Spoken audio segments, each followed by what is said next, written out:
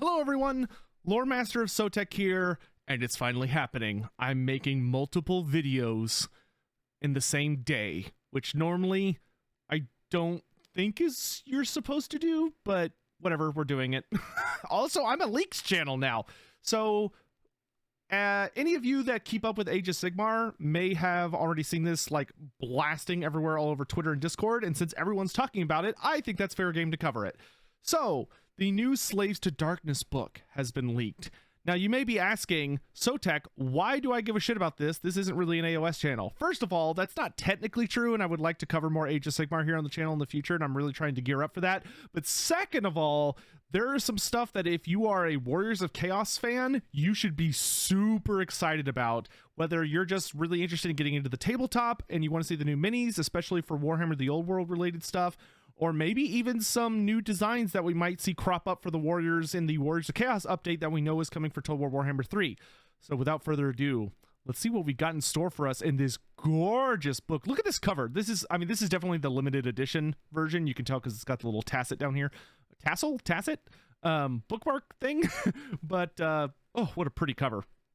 So, first of all, they got some, like, big rules leaks already, which is, man, Games Workshop is leaking so much right now that if they were a ship, they'd be at the bottom of the ocean right now.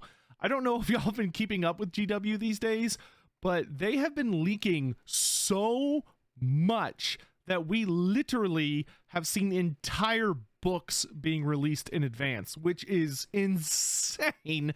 And if that ends up happening to this book, I will not show it on stream. I'm willing to show these little things to talk about them, but I really don't care about the rules so much. I will look at it briefly, but you can see that there's a Demon Prince, a new Demon Prince, I might add. He's got some really nice looking rules. He actually looks reasonably balanced.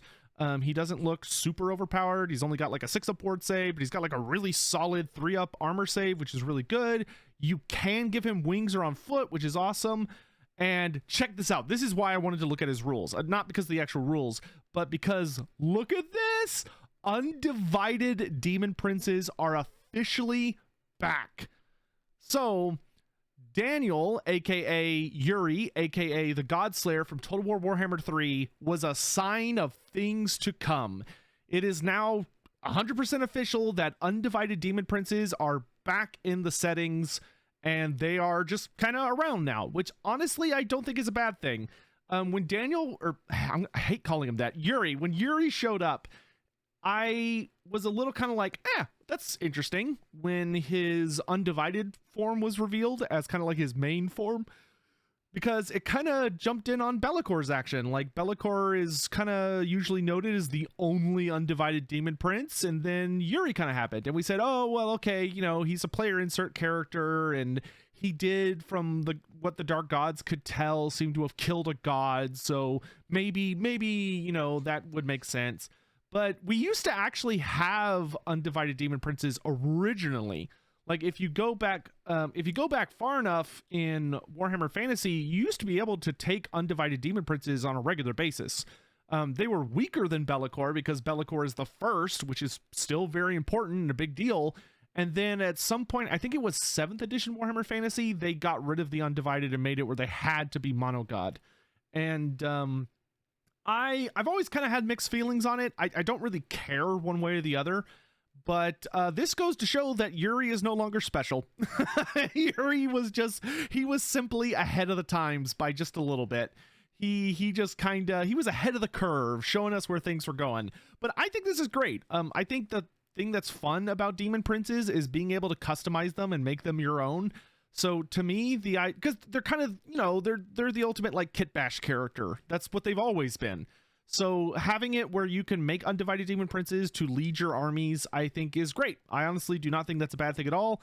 And we see them showing up for the Slaves to Darkness, and I bet you so much that we're going to be seeing the Undivided Demon Princes also returning for Warhammer the Old World.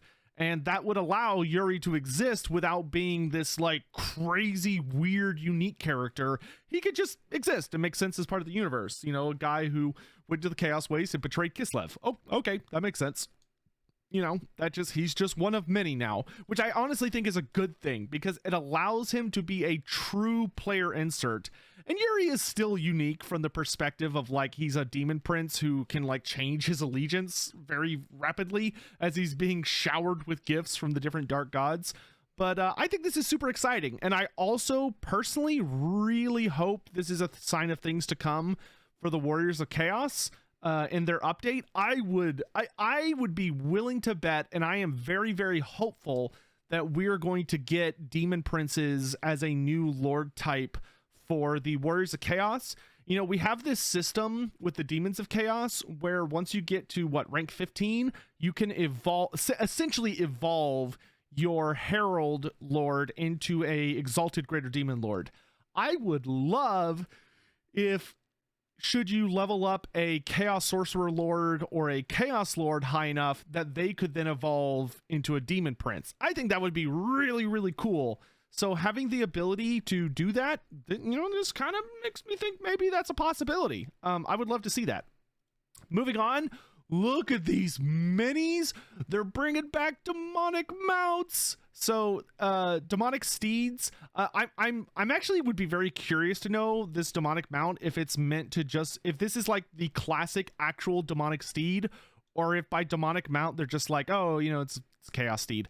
I assume they mean the actual original OG concept of the demonic steed, which for those unaware, the demonic mounts or the demonic steeds are demons. Like, they are actual demonic creatures that are much larger than horses, and they are these demons that just have the shape of a horse, that were a much more advanced mount. Because when you took a Chaos Lord or Chaos Sorcerer Lord, you could put them on a Chaos Steed, or you could put them on a Demonic Steed, which was way stronger. It was a monstrous cavalry-sized mount instead of a cavalry-sized mount. So it was like the difference between a demigryph and a horse, and it had a much better stat line. So the return of this mini, this guy looks fantastic. I love this Chaos Lord. I also hope that with this book, they finally release the new Chaos Warrior sculpts as just a normal kit, because we've been waiting for that kit to come out by itself. And I think the Lord on Krakadrak mount as well, which is like a big lizard monster. We've been waiting for those for like a year or 2 years now. So come on, GW, chop chop, let's get to it. But I love these new minis. So he looks great. And then look at this new Chosen. Oh, they look so good. Look how bulky these boys are. So we have the new Chaos Chosen, which this means Chosen are coming back to Age of Sigmar, which is super exciting because we didn't really have them. And this also means that Undivided Warriors of Chaos Slaves to Darkness in Fantasy are getting way more interesting, because they used to be a little boring, because like the Chaos Warrior was kind of like your most elite guy, and then you had the Chaos Knights and then the Varangard, which the Varangard are super duper crazy. But here we could see, nope, we got Chosen, and they got a command. They're coming to Fantasy. Dude, they gave them a full command structure. This screams we're coming to Fantasy. They got standard bearers, they've got musicians, and they got a unit champion. They are coming to Fantasy, and I am so excited. And look at that. They even, the banners have different god markings. So you can have a Khorne banner, a Nurgle banner, a Tzeentch banner, Slaanesh banner, or Undivided. That's awesome. Oh, they look so good. And we could also see what looks to be a new mini. I believe this is the new special character that's mentioned, who we'll talk about in a minute. But we could see like kind of a new special character hovering there in the back. But the Chosen, I am probably most excited for the Chosen and the Chaos Lord on Demonic Steed. Here's the Demon Prince again. Here's an image that shows the Demon Prince and the Chosen hanging out. Here is the contents, which I am very, very excited to see what the hell everyone's been up to. We can see Be'lakor has been rolled into this book, which is great. This is where he belongs. All right, so there's going to be a weird cut because of this little part, because I just want to share this brief story. But I wanted to let you all know that if I ever have a home invader, I am probably going to die, because I'm getting my hot water heater fixed, and my lovely dog Chloe is sleeping in the room that you have to go through to get to where I record. And the water heater guy was trying to get my attention, but I had my headphones on, so I couldn't hear him. So he comes into the house. She hasn't seen him, right? She hasn't seen him at all. She doesn't know, for sure if I would like let him in or anything. He proceeds to walk up, walks past her into my recording room to get my attention. No problem. Fine, getting everything taken care of. Not a peep out of that dog. She didn't bark. She didn't growl. She was sleeping in my room. He walks past her. We walk past her, and she lifts her head up enough to see who it is and just be like, oh, okay. Just goes back to sleep. So if I ever die, you can be sure that dog did nothing. Anyway, so back into the discussion of this video. So here we have the contents page. I'm not going to go super hardcore over this, but I am very, very excited to get my hands on this book and read everything. But I do want to point out some of the new things we're getting as far as like new minis that I'm very, very excited. So we have mention of, of course, the Demon Prince. They note the Slaves to Darkness Demon Prince. So presumably you'll be able to use that Demon Prince in the Monogod armies as well, I would assume. Then there is Eternus, Blade of the First Prince. We don't know who that is. So we have a new special character who's going to be joining Archaon and Be'lakor. So that's really, really exciting. I love special characters. I think they add so many good details to an army.